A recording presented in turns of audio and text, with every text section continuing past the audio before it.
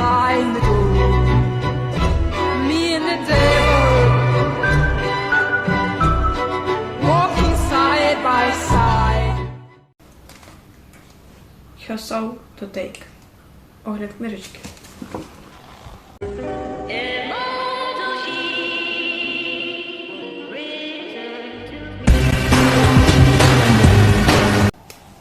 Це позиціонується як дарк-роман. А для мене це позиціонується як мрія Єблі з демона. Коротко по сюжету. У нас є два головних герої. Рейлін повністю, і Леон. Леон є демоном, який служить одному конкретному родоводу вже багато століть, можемо навіть сказати. І ця родина має невеличку схибленість на жертвоприношеннях заради ніякого Бога, який живе в місті, де ця родина проживає. І він їм служить. Для того, щоб викликати демона, вони використовують гримуар. Він не дуже задоволений служінням цій родині, бо вони йому не подобаються.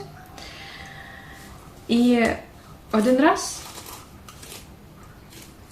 вони просять його знайти і привезти конкретну людину як жертву.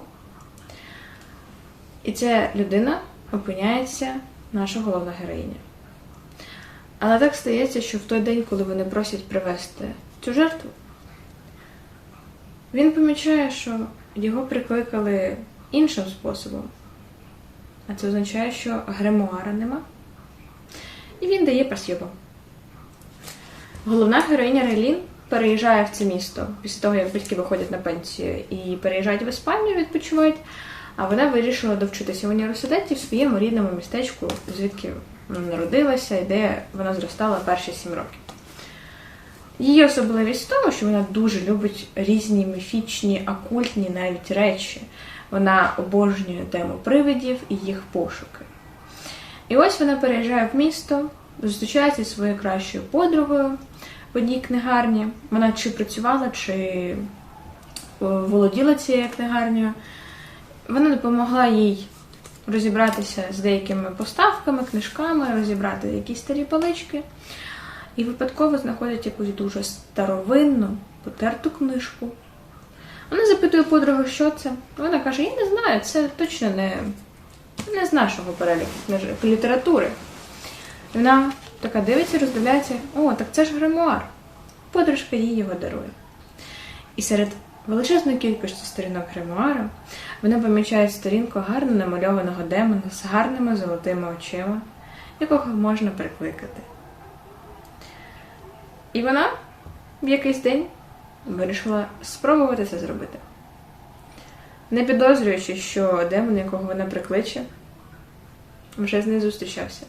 І він знає, що родина, якій він служив до того, хоче принести її в жертву. Це коротко по сюжету. Плюси і мінуси цієї книжки. Вперше в житті хочу почати з мінусів. Перше, це позиціонується як дарк-роман. І на мою суб'єктивну думку, тут дуже мало. Тут навіть секс-сцени не були настільки чимось поза межами, принаймні, моєї норми. Тому як дарк-роман це 2-3 з 10. Із мінусів як дарк-романа може єдине, що зазначити, що я читала в оригіналі, але тригери-ворнінги знаходяться десь ось тут з загальною інформацією про публікацію, дату публікації, і це настільки дрібним шрифтом. Мені та байдуже, я читаю це так, чисто по приколу. Але для людини, яка повинна бути морально готова перед прочитанням цієї літератури, треба трошки більш видніше це робити. Хоча по тригер-ворнінгам я б не сказала, що тут щось дуже-дуже якесь специфічне. Далі наступний мінус. Іноді героїня по сюжету була занадто тупа. Можливо, її тупість просувала в деяких моментах сюжет. Але в деяких сценах це було буквально Райлін, я йду рятувати твого кота. Залишайся в хаті, бо за хатою на подвір'ї величезний монстр, який може тебе вбити. Будь ласка, залишся вдома. Не виходь. Я сам розберусь. Добре, я тебе почула. Я не буду виходити з дому. Тебе розраховую. Через 5 секунд вона виходить на подвір'я. Наступний мінус, який для мене дуже кидається в очі, коли читається, це тут є тема пірсингу. І вона зроблена, не дуже по санітарним умовам. Так, він там все обробив, але будь-хто, хто робив пірсинг, він може сказати, що пірсинг загоюється повноцінно, залежить, звісно, від виду пірсингу, але мінімум місяць, іноді 3, а то і більше. А тут, якби, починається заварушка сюжету, і вона опиняється в пізді максимально без потрібних санітарних умов, купа бруду, багнюки і так далі, при тому, що ви можете сказати, що може цей пірсинг, який не торкався багнюки, але в даному випадку ні. І це не те, що викликає в мене обурення, але викликає зайві питання. А тепер про плюси. Один великий жирний плюс цієї книжки – це Леон. Тому що Леон буквально описується ось так. Дозволь мені дещо розповісти тобі про героїв, принцесо. Герой пожертвував би тобою заради загального блага. У мене таких докорів сумління немає. Я спалив би увесь світ заради тебе. Взагалі, деяка концепція сюжету тут ще будується на тому, що він дуже хоче отримати її душу. Якщо б я була героїнею цієї книжки, це було б дуже просто. Просто тому, що я, коли почую, що я можу продати душу такому демону, як Леон. Damn, what is that, bro?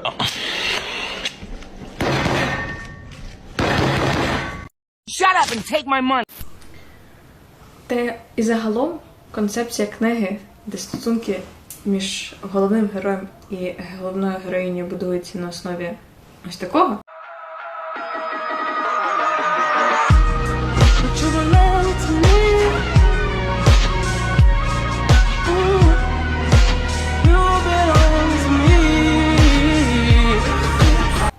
Є дуже-дуже привабливими. Коли я казала, що великим жирним плюсом є Леон, це не тільки його характер, поведінка і зовнішність. Хоча по зовнішності він описаний як блондин, але читаючи книжку, я завжди уявляла його чомусь брюнетом. Можливо, тому що в моїй голові демони повинні бути абсолютно темними створіннями, включно з кольором волосся. Не знаю. Але, якщо є книжки, де треба перечитувати кожен абзац, щоб зрозуміти сексуальну позицію, то тут я перечитувала, щоб зрозуміти анатомію його члена. І це є його плюсом. Nice. А ще для мене було приємним здивуванням, що він має довгий розрізаний язик. Тобто, по факту, 2. І в багатьох сценах це величезний, жирний плюс. Nice. Так само величезним плюсом є просто його слова, які він каже героїні. І після цього я хочу це зачитати. «Я маю намір насолоджуватися своєю свободою», – прогарчав він. «Теплі руки все ще досліджували мене, балуючи свою жінку всіма можливими способами та отримуючи винагороду. Поки ти хочеш гратися в темряві, я буду поруч, щоб захистити тебе, я буду поруч, щоб дати тобі все, чого бажає це зле серце». Пані кролиця зомліла. «Я справді, чорт забирай, хочу твоєї душі, Райлін. Я хочу її так сильно, що мені стає погано. Я хочу володіти тобою відтепер і до вічності». Пані кролиця знову зомліла. Навіть коли я караю тебе якомога жорстокіше та брутальніше, я все одно збираюся тебе захищати. Пані кролиця зомліла. Не сумнівайся, що я заберу твою душу. Я не дозволю тобі втекти. Я не дозволю нічому. Він схопив мене так міцно, що я ледве могла дихати. Його жар хвилями прокочувався по мені. Нічому забрати тебе у мене. Я розірву рай, пекло і цю кляту землю, перш ніж дозволю їм вкрасти тебе у мене. Пані кролиця знову зомліла. Мої руки були надто холодні, надто занімілі, щоб щось зробити з цим клятим ножем. Ти можеш його вбити? Ти можеш його вбити? Він підняв брову, глянувши на мене з усмішкою на губах. Заради тебе, дівчинко, я можу вбити будь-кого. Пані кролиця зомліла. І такого тут дуже багато. Дуже багато. По сюжетній лінії, яка розвивається, з самого початку нам майже очевиден плот-твіст. Тобто її хочуть принести в жертву, він демон, який повинен її врятувати. Але тут було декілька моментів. Перший, коли все начебто було добре, але я знала, що не добре, бо залишалося ще 10 розділів. А другий момент, коли почалося все дуже погано, чомусь, коли я читаю подібну літературу з подібним сюжетом, з жертвоприношенням, викраденням і так далі, можливо, окрім Аделіни, це теж зламало систему, але в моменті, коли ось пік піздеця, ти очікуєш, що ось її врятують. Але коли цього не відбувається, я така... І це було цікаво, але не скажу, що це... Тут все одно більшість об'єму книжки займає розвиток їх стосунків, то як вона не хоче йому віддавати душу, то хоче віддавати йому душу. Не розумію, ну що тут думать? Я не розумію. Ну що тут думать, я не розумію. Якщо коротко описувати мої враження від книги, то це можна висловити двома способами. Перший. That's my good girl. Oh fuck. What? I just forgot how to breathe. І від усвідомлення, що це вигаданий мужик. Другий. I should get some sleep.